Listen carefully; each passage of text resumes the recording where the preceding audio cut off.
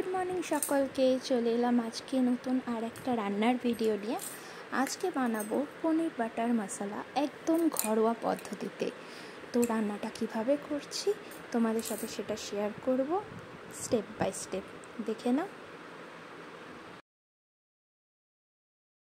तो प्रथमेई निये निয়েছি 300 ग्राम मतो पनीर और किछु मशला पेस्ट करार जोन्नो निয়েছি पेঁয়াজ टमेटो अल्प रसुन आदा और तार साथे एकटु काठबादाम। एरपरे एकटा बाटीते जल दिए और एकटु नुन दिए गरम करते बसिए दिलाम।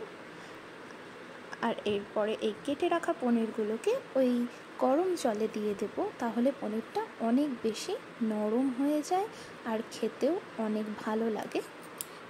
एइबार पनीरगुलोके गरम जलेर मध्य दिए दिচ্ছি और गरम जले दिए 10 मिनट रेस्टिंग टाइमे रेखे देब पनीरगुलोके। तारपर 10 मिनट पर एटाके जल थेके तुले निये भेजे नेब।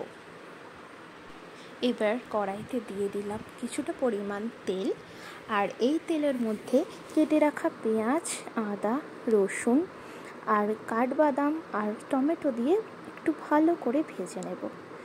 একটু ভালো করে সময় ধরে ভাজা ভাজা হয়ে গেলে এটাকে নামিয়ে ঠান্ডা করে নেব আর তারপরে একটা মিহি পেস্ট বানিয়ে নেব।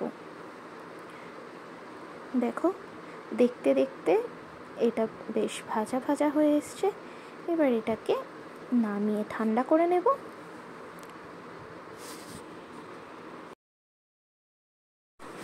মশলাটাকে একটু ঠান্ডা করার জন্য পাশে রেখে দিলাম। এরপর পনিরগুলোকে ওই তেলেই একটু হালকা করে ভেজে নেব। এরপর পনিরগুলোকে ভাজা হয়ে গেলে নামিয়ে রাখলাম আর এই যে মশলাটা ভেজে রেখেছিলাম ওটার একটা মিহি পেস্ট বানিয়ে নিলাম। এবার দিয়ে দেব কড়াইতে কিছুটা পরিমাণ বাটার। আর যেহেতু এটা পনির বাটার মশলা তো বাটারের পরিমাণটা একটু বেশিই দেব। আর এরপরে এটা গরম হয়ে আসলে দিয়ে দিলাম আগে থেকে বানিয়ে রাখা মশলাটা। আর আমি মশলাটা করার সময় নুন আর পরিমাণ মতো চিনি দিয়ে দিয়েছিলাম।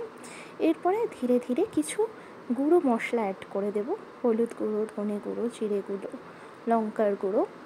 আর তারপর এটাকে ভালো করে মিশিয়ে আস্তে আস্তে হালকা আঁচে মশলাটাকে কষিয়ে নেব। বেশ কিছুক্ষণ এইভাবে মশলাটা কষানোর পর মশলাটা দিয়ে এরকম তেল ছেড়ে আসবে। আর তেল ছেড়ে আসার পর দিয়ে দেব ভেজে রাখা পনিরগুলো দিয়ে বেশ কিছুক্ষণ নাড়াচাড়া করে দিয়ে দেব এর মধ্যে আগে থেকে করে রাখা একটু গরম জল। আর গরম জল দিলে এটা স্বাদটা খুব ভালো হয়। তো দিয়ে দিলাম এবার একটু গরম জল। আর এবার এটাকে 5 মিনিট হালকা আঁচে ঢেকে একটুখানি ফুটতে দেব।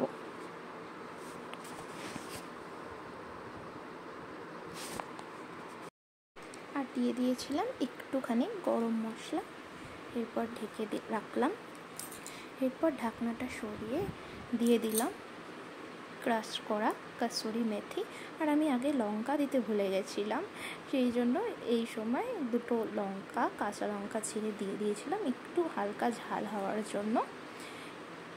এরপরে আর 2 মিনিট মতো এটাকে হালকা আঁচে ফুটিয়ে তারপর গ্যাসের ফ্লেমটা বন্ধ করে রেখে দিলাম।